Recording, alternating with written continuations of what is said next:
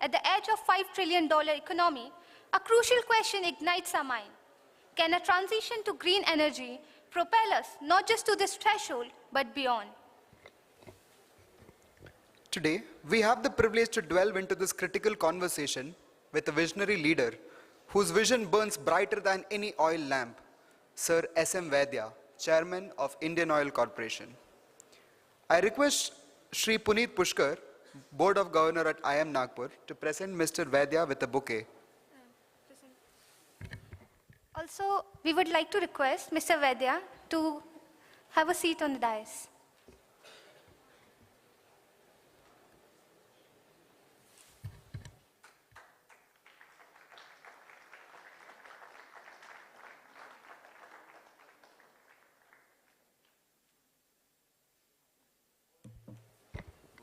Sorry, there is a slight change. I request Mr. C.P. Gurgani to present a bouquet to Mr. S.M. Vaidya.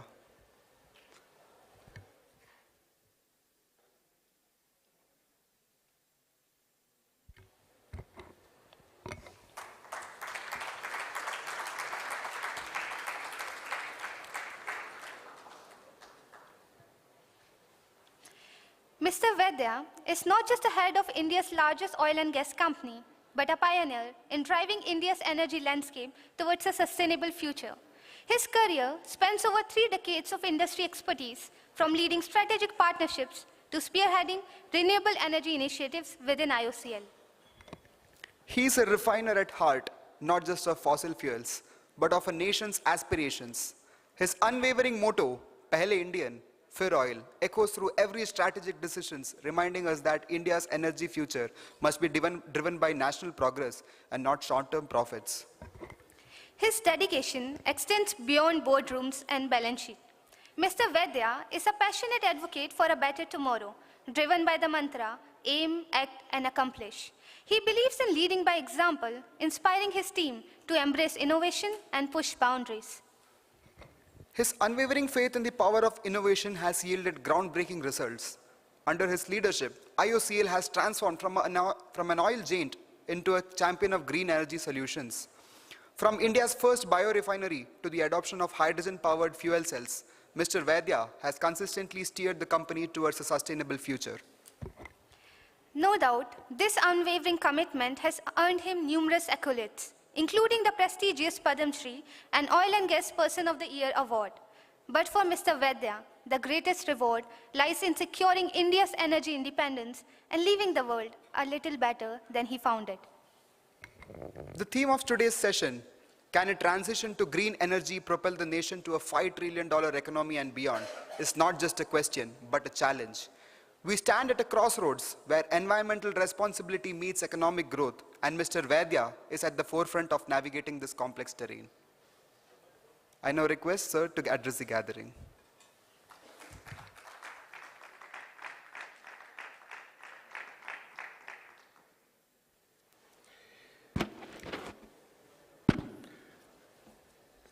Shri C.P. Gurnani, Chairman IIM Nagpur, Director IIM Nagpur, faculty and students of IIM Nagpur, industry colleagues and esteemed delegates, ladies and gentlemen. It is a privilege to be here today amongst you all and participate in the Zero Mile Samvad organized by IIM Nagpur, your Global Thought Leadership Summit. This year's theme is Shaping India's Triumph to a $5 trillion economy and beyond. And I'm happy to put forth my perspectives on this from the energy industry point of view.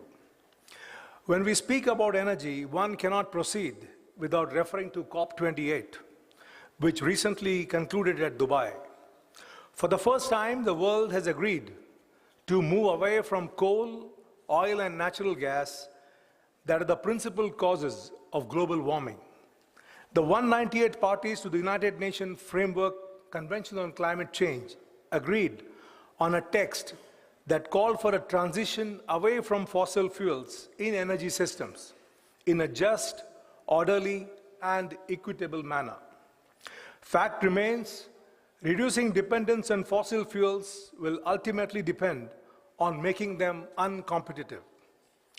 A welcome step was the mobilization of an unprecedented 85 billion US dollars, a fund in funding for the climate change.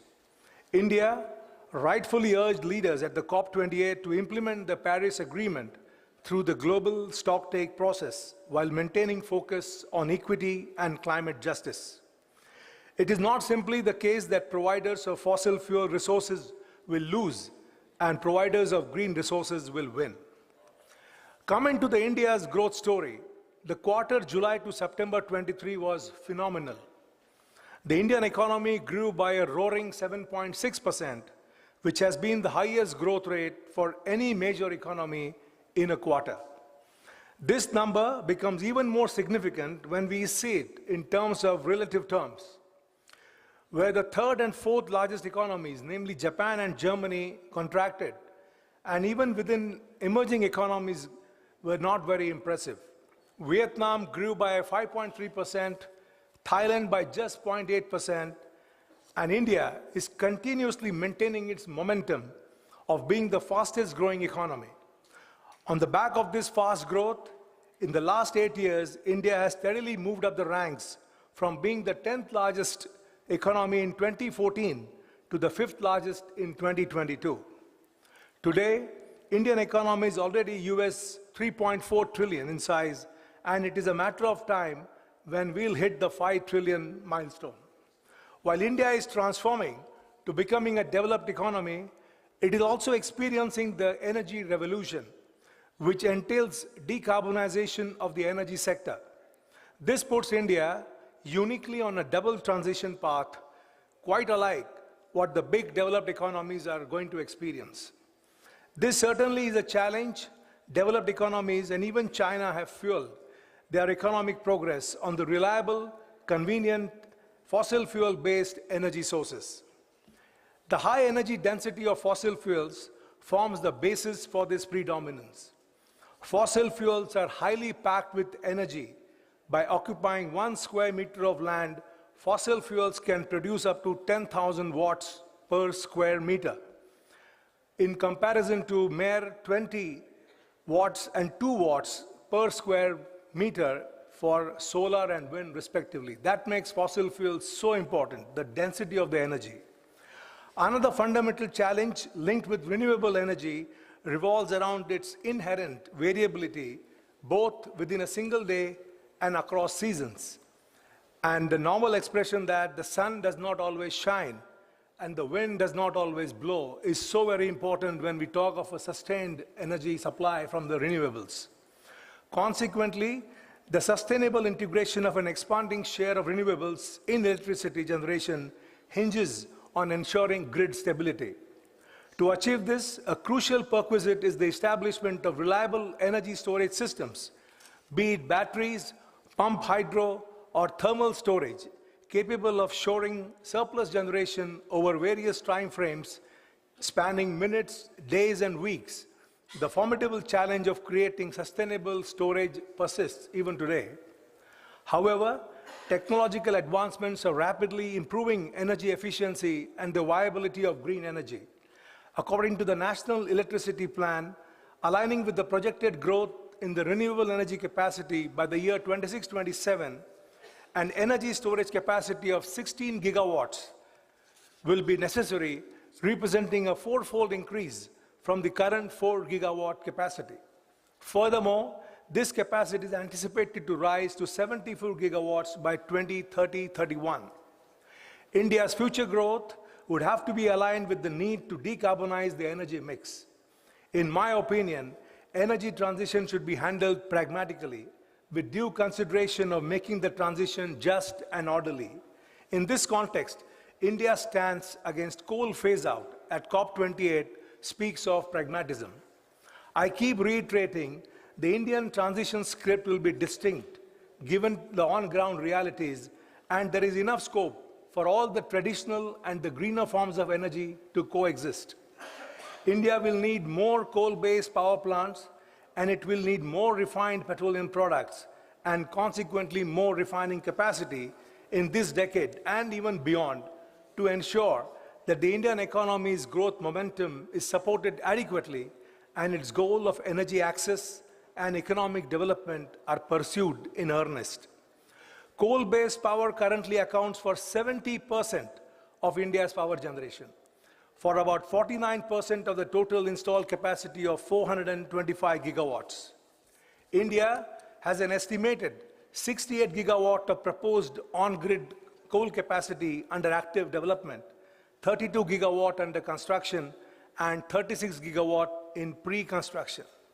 India's oil demand is set to grow robustly in this decade from about 5.1 million barrels per day to 6.6 million barrels per day by 2030 and further to 7.6 million barrels per day by 2040. On a per capita basis, India's energy usage remains at just one-third of the world average, highlighting the nation's energy access deficit. This country is hungry for energy. Similarly, a special role is etched out for natural gas as the cleanest fossil fuel and easily available in the energy pie. And decarbonization journey will find the natural gas as a transition fuel.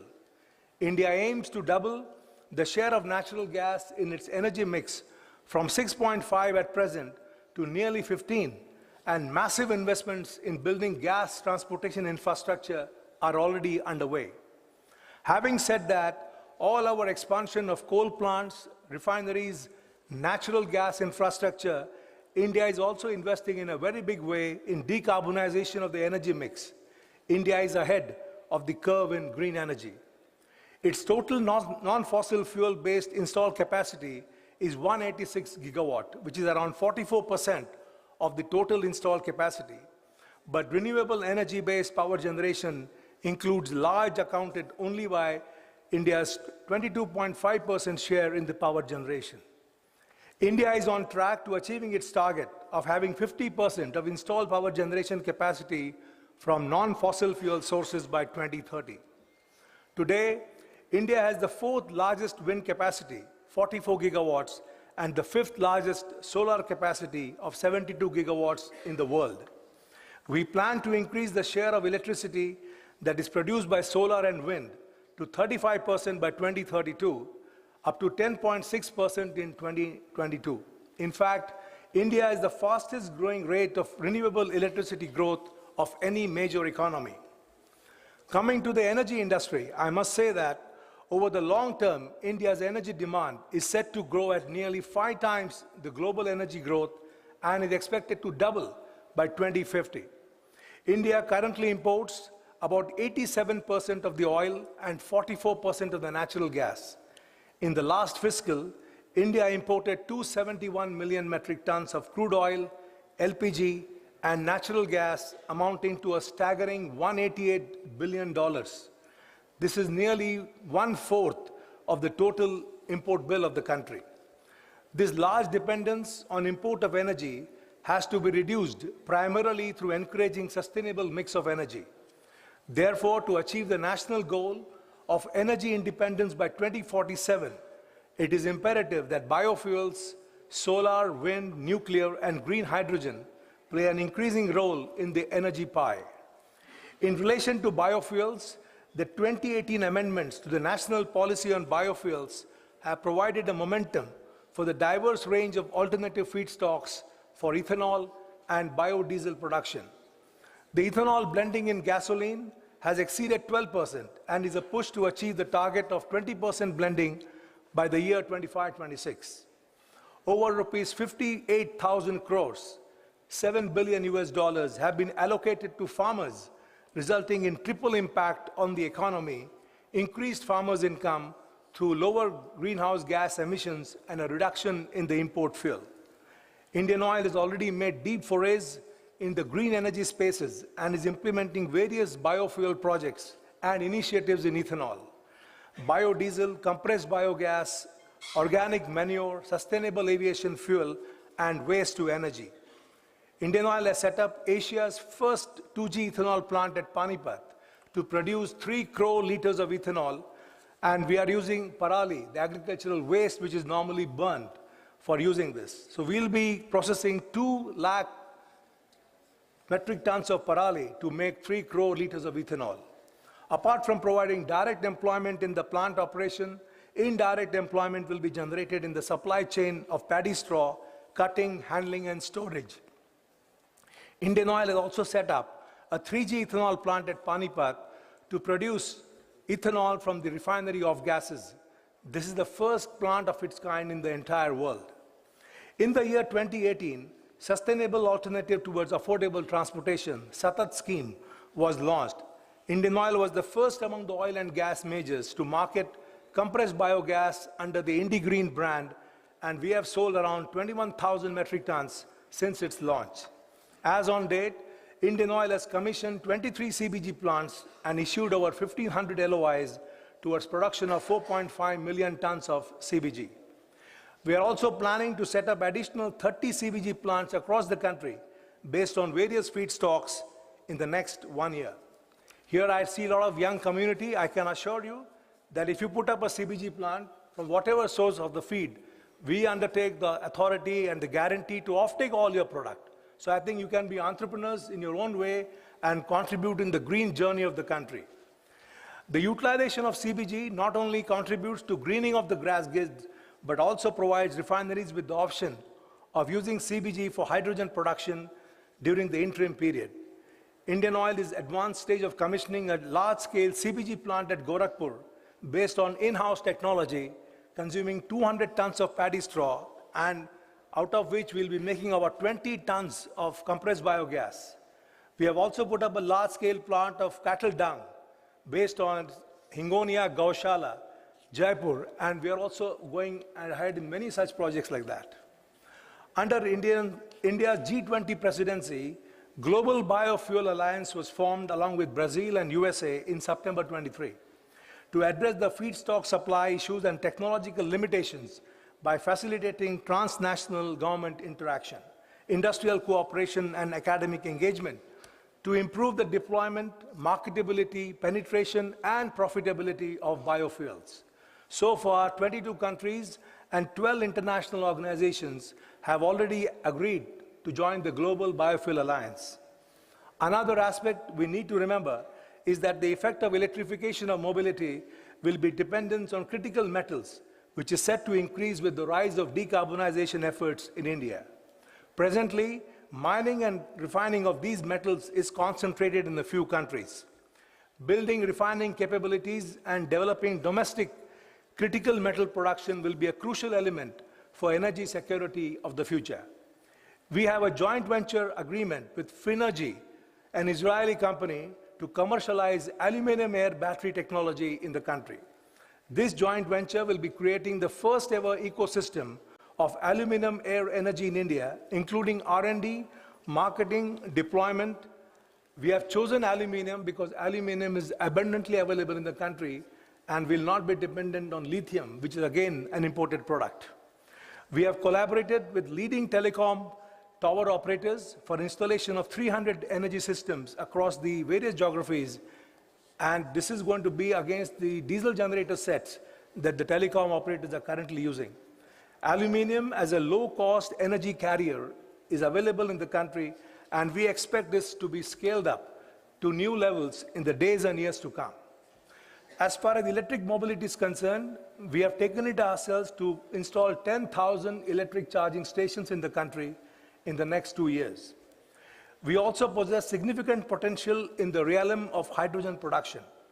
Addressing the nation on the Independence Day on 15th August 21, the Honorable Prime Minister announced that the National Green Hydrogen Mission, and he wants India as a dream to be a green hydrogen hub. Subsequently, in January 23, the Union Cabinet approved the National Green Hydrogen Mission, wherein production of 5 million tons of green hydrogen annually by 2030 and developing India as an export hub has been envisaged. To reduce the dependence on inputs of fossil fuels while maintaining the energy requirements of the country, we strive to become a major player in the green hydrogen business. India is among the select few countries that have come out as a national level commitments and strategy for green hydrogen production. Indian Oil is pursuing plans for hydrogen production across various hues, including utilizing renewable power to generate green hydrogen at its location in the refineries. And we plan to set up a 10 KTA plant of green hydrogen at Panipat refinery and we are targeting 350 KTA green hydrogen infrastructure by 2030. Additionally, we have strengthened the R&D focus to work in areas of hydrogen value chain, such as biomethane to hydrogen, biomass gasification to hydrogen, and electrolyzer technologies.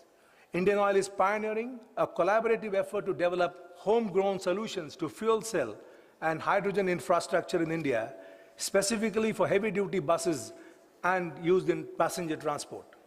As a part of this initiative, we are introducing 15 fuel cell buses manufactured by Tata Motors, 2 of which are already plying in Delhi, and the remaining 13 will be coming in the next 1 month, and these buses will be produced by green hydrogen, which is made at our R&D center. We must realize biofuels and green hydrogen are at the center of India's energy transition pathway to help it achieve the ambitious net zero emissions by 2070. Share of the renewables, including biofuels, in India's energy mix is going to increase to over 36% by 2050 from the present share of only 12%. While it is remarkable that this rise in share of renewables is not just rejigging the energy mix, but it will be in most developed countries, the overall energy requirements are expected to stagnate and even fall over the next long term.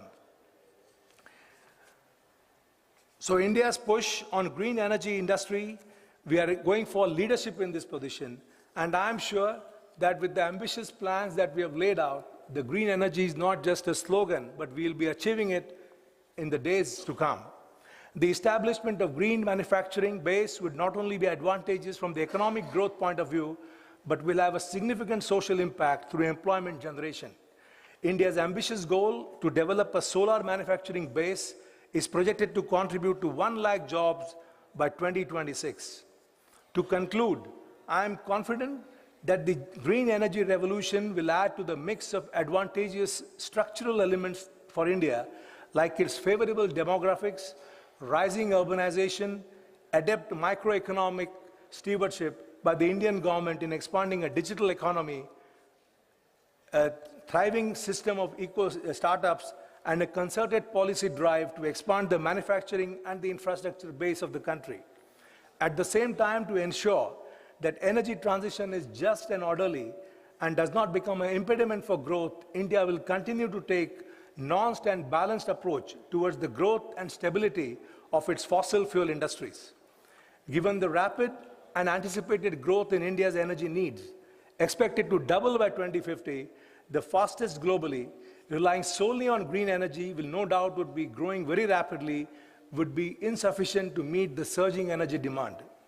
Acknowledging the necessity for stable and reliable fossil fuels will remain a big part of the energy mix, at least for the next couple of decades. And I am sure whatever chances we have, whatever dream we have taken upon ourselves to become a green economy will be fulfilled. And I appeal to all the young people, young minds who are here to come in the energy sector.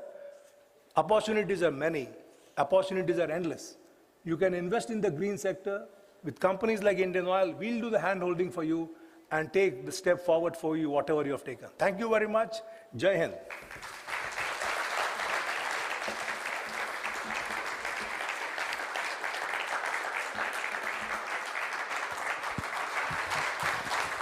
Thank you, sir, for your insightful and thought-provoking address on India's energy transition. Your call for a pragmatism in this navigating complex journey is a crucial reminder that we must balance ambition with feasibility. Your expertise and insights have been invaluable, and we are confident that they will spark meaningful conversations and action in the days ahead.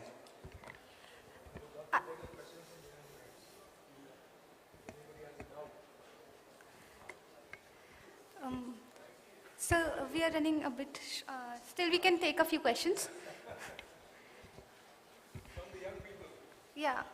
So energy is all about the future.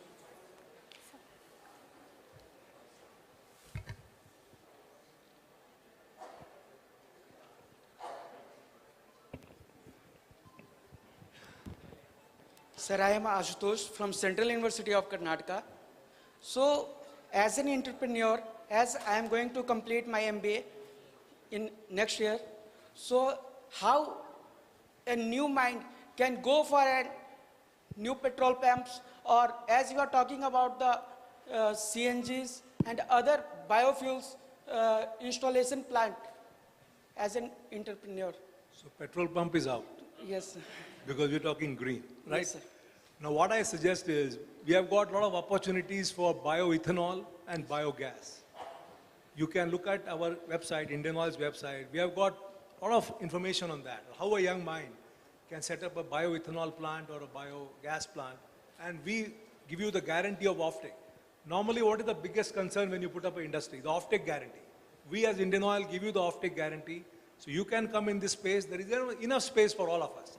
The energy requirements are so huge that whatever comes our way, you're welcome. Okay, sir. Thank you, sir. Yeah.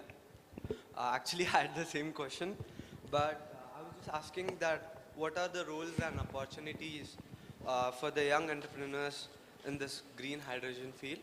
And mostly we are not aware of it because this generation is into tech, this generation is into media and stuff. We are not into this sector primarily. So how can we be aware of it and how can we contribute into this field? That's what we need. Good question. This generation needs to be in energy because that is what is going to be the future for all of us. And Indian Oil website gives you all the possible answers what you've asked. And I am again insisting on biofuels. I mean, with all the good thoughts you have got about managing, the most important thing in a biogas plant or a bioethanol plant is the logistics. How you reduce the logistics of getting the agricultural waste to one place, because you have to store the whole agricultural waste for 1 year, because we get it in only 2-3 months, after the crop harvestation. So it's a logistics nightmare. So I think all you young minds can play a big role in getting the cost down, and there is a scope for big things in this particular space. So I think go to my website, see to it, you engage with Indian Oil, and we'll be very happy to handhold you to whatever you want to do. Good afternoon, sir. I'm Vishal Rawat from Biodiesel Manufacturers Association. Sir, nowadays, over the last 2-3 years, what we are witnessing is that whenever we talk about biofuels, it is essentially the bioethanol or the CBG that we are talking, and not so much of focus or importance is given to biodiesel. Why is that so? Actually, the availability of feedstocks is a problem. Like one of the major sources of biodiesel can be the cooking oil, Yeah. discarded cooking oil. But the way we all know how we operate in our homes or hotels, we hardly discard cooking oil. The cooking oil, we just go on diluting it with new oil and the same oil continues. So this is not an ecosystem in India, that you discard the cooking oil after a certain amount of cooking. So that is one big area where we're facing impediments of getting the feedstock. And the second feedstock is the animal tallow. Animal tallow also is one big source for biodiesel, but currently the government regulations are such that we are not allowed to use it for fuel. It is used for other purposes. So currently for diesel, we are constrained by the availability of feedstocks. Otherwise, diesel is the main area where we want to go green. Because India is a diesel economy. 50% of the consumption of petroleum products is diesel. So even if I cut down it by 5%, my imports come down by 5%. So we are making different pathways how to reduce the diesel import dependence. We are trying out some blends with methanol. I think I have my friend from Niti Aayog here. Yeah. So we have tried a blend of methanol 15 with diesel. But again, methanol is availability is an issue. So by and large, we are looking for big steps in diesel, but we are constrained by lack of feedstock. Sir, so as my follow-up question, in this Ministry of Petroleum and Natural Gas itself is the nodal ministry for biodiesel. So Indian Oil, is it taking any or planning to take any steps towards feedstock development as such? At this point of time, we have taken many steps, but something, culminating into something very positive is not there, but the research is on. Fine. Thank you, sir. We would just take one last question, then we'll move ahead with the concluding the session. Sir, very good afternoon. Sunil here. Not a question, but just a thought. Our neighboring countries, the fuel price, especially the petrol prices on the lower side. One can see that, lower price happening in India, let's say from 120 to 110, 100, 90. Can we see a day? Actually, your question also should have said, during the peak, during Ukraine-Russian crisis, the prices of petrol and diesel they hit the roof in the neighboring country. They had hit the roof in US, Europe. But that time also we didn't stabilize. We had a common price that time, if you remember. we had the lowest prices possible during the peak crisis of Ukraine-Russia war. In fact, the prices were dropped by 2%, whereas in US and Europe, they had gone up by 30-35%. So we insulated you from there, and these oil prices are very, very volatile. So it's very difficult to say if they have stabilized. So let's wait and see. Sure, sir. Thank you. Sir, one last question. Sir, will green hydrogen be a primary source of energy in a coming decade in vehicles? Of course, see, there eventually at the end of the world, there will be two forms of energy. One is an electron, one is a molecule. Okay. Electron comes from all the other forms of energy, solar, wind, etc. And the molecule will be given by green hydrogen. Yes. And today, we have got buses flying in Delhi on green hydrogen. So hydrogen will come in mobility, but it will take its time, it's maturing. But eventually, hydrogen is going to be the key fuel of the future for mobility. Thank you. Thank you so much for such interesting questions. We would now like to request Mr. Puneet Pushkarna, Board of Governors, IIM Nagpur, to present Mr. Vaidya with a memento. So while Mr. Pushkarna gets a souvenir, why don't you keep going? I mean, I'm delighted that Mr. Vaidya is spending a day with us in Nagpur. So guys, I mean, he will be available for any interactions. He referred to the man from Niti Aayog. So the Prashant Srinivas, who is an expert on methanol, he's also here. Then we have an entrepreneur from Vidarbha region. An entrepreneur from Vidarbha region, Bala Sahib Darade. He's setting up a gasification of coal plant, which will eventually be used in various downstream chemicals. He will be available to answer any questions. So thank you again, Mr. Vaidya, thank you. And I think what is going to happen tonight is, when Mr. Nitin Gadkari comes in, he will only amplify whatever positivity you have shared. So today is going to be an energetic day. Thank you.